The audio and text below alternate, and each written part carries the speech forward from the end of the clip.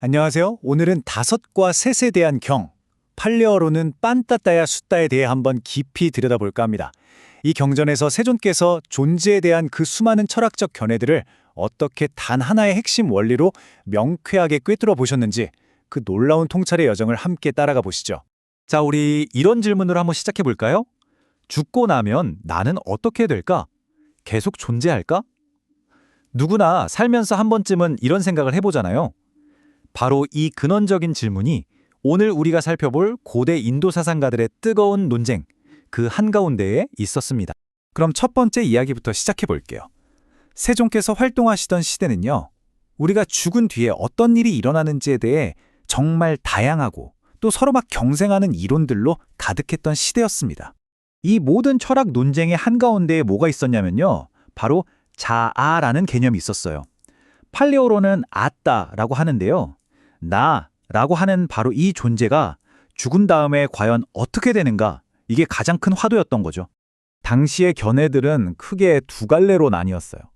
한쪽에서는 죽음 이후에도 의식을 가진 자아가 변함없이 계속 존재한다고 믿었고요. 다른 한쪽에서는 자아는 남지만 의식은 없는 형태로 남는다고 주장했죠. 쉽게 말해서 죽고 나서도 나라는 존재가 계속 생각하고 느낄까? 아니면 그냥 의식 없이 존재만 하는 걸까? 딱 이 차이였던 거예요. 자, 그리고 이 경에서 아주 중요하게 다루는 또 하나의 견해가 있습니다. 바로 단멸론인데요. 이 사람들은 죽음과 동시에 나라는 존재는 완전히 소멸한다. 그걸로 모든 게 끝이다. 이렇게 봤습니다. 이제 두 번째 부분으로 넘어가서 세종께서 이 서로 다른, 심지어 정반대처럼 보이는 견해들을 어떻게 분석하셨는지 한번 살펴볼게요. 정말 흥미로운 지점은요, 세종께서는 이 모든 견해들이 결국 똑같은 단 하나의 근본적인 문제를 안고 있다고 꿰뚫어 보셨다는 겁니다. 영에서 세존께서 직접 이렇게 말씀하세요. 이 모든 견해들은 형성된 것, 상카탐이고 거친 것, 올라리감이다. 이게 무슨 뜻이냐면요. 결국 이건 영원불변의 진리가 아니라 그냥 우리 생각으로 만들어낸 어떻게 보면 좀 조잡한 관념일 뿐이다. 이런 아주 날카로운 지적이셨던 거죠. 여기서 진짜 기가 막힌 비유가 하나 나옵니다. 어떤 견해에 집착하는 건 마치 기둥에 묶인 개와 같다는 거예요. 개가 그 기둥에서 벗어나려고 발버둥 칠수록 결국 그 기둥 주변을 뱅뱅 맴돌 뿐이잖아요. 심지어 나는 죽으면 끝이야 라고 믿는 단멸론조차도 바로 그 나의 소멸이라는 기둥에 스스로를 묶어놓고 괴로워하는 것과 똑같다는 의미입니다. 정말 대단한 통찰 아닌가요? 이 모든 문제의 뿌리에 있는 개념이 바로 우파다나, 우리가 보통 취착이라고 부르는 겁니다. 이게 뭐냐면 무언가를 마음으로 꽉 붙잡고 절대 놓지 않으려는 행위예요. 세존태에서는 바로 이 붙잡음이야말로 우리가 어떤 철학적 입장을 갖던 상관없이 모든 괴로움의 진짜 원인이라고 보신 거죠. 자, 이제 이야기는 바깥 세상의 철학 논쟁에서 수행자의 깊은 내면 세계로 옮겨갑니다.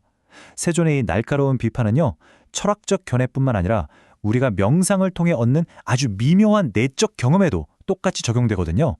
수행을 하다 보면 정말 엄청난 경지들을 경험하게 됩니다.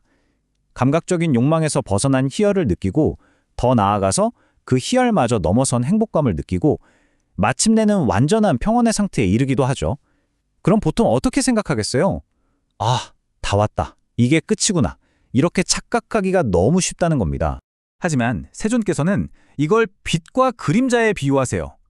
빛이 있으니까 그림자가 생기는 것처럼 희열이 사라지면 불만이 찾아오고 행복이 사라지면 다시 희열이 생겨나는 식으로 이 대단해 보이는 상태들도 결국엔 조건에 따라 생겼다 사라지는 것일 뿐 완전한 탈출구는 아니라는 말씀이셨어요. 수행이 정말 깊어지면 이런 생각이 들 수도 있습니다.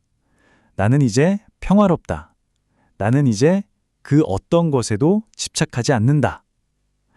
거의 깨달음을 얻었다는 자기 선언처럼 들리죠. 그런데 바로 이 지점에서 경전이 정말 날카로운 질문을 던집니다. 잠깐만, 나는 집착이 없다 라고 생각하는 바로 그 생각 자체가 또 다른 형태의 아주 미세한 취착은 아닐까? 나는 자유롭다는 그 상태마저도 내가 지금 붙잡고 있는 건 아닐까? 하고 말이죠. 자, 그럼 이제 마지막으로 이 모든 견해와 미세한 집착까지 넘어서는 진짜 자유로 가는 길은 무엇인지 세존의 가르침을 살펴보겠습니다. 핵심은 정말 간단 명료합니다. 세존께서 내놓으신 탑은 더 좋은 철학적 견해를 세우는 게 아니었어요.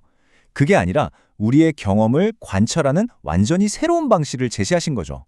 머리로 생각하고 따지는 게 아니라 지금 이 순간의 경험을 있는 그대로 직접 탐구하는 것. 바로 이거였습니다. 그럼 뭘 관찰해야 할까요? 바로 우리에게 세상을 알려주는 6개의 창문, 6감각기관입니다. 눈, 귀, 코, 혀, 몸, 그리고 우리의 마음까지요. 이 6가지를 통해서 우리의 모든 경험이 어떻게 만들어지는지를 제대로 아는 것, 거기에 길이 있다는 겁니다. 그래서 수행이라는 건 이 6개의 창문을 통해 들어오는 모든 경험들이 어떻게 생겨나고 또 어떻게 사라지는지, 그리고 그 과정에서 어떻게 자유로워질 수 있는지를 그냥 있는 그대로 알아차리는 거예요. 파도가 일었다가 사라지듯이 말이죠. 아무것도 붙잡지 않을 때 비로소 취착 없음으로 인한 해탈, 즉 아누파다 미모코에 이르게 되는 겁니다. 오늘 이야기를 마무리하면서 마지막으로 여러분 자신에게 한번 질문을 던져보시면 어떨까요? 나는 지금 세상은 이래야 해, 혹은 나는 이런 사람이야 하는 어떤 견해라는 기둥에 묶여 있습니까? 아니면 그저 강물처럼 흘러가는 내 몸과 마음의 생생한 경험을 조용히 지켜보고 있습니까? 어쩌면 그 답이 모든 것의 시작일지도 모릅니다.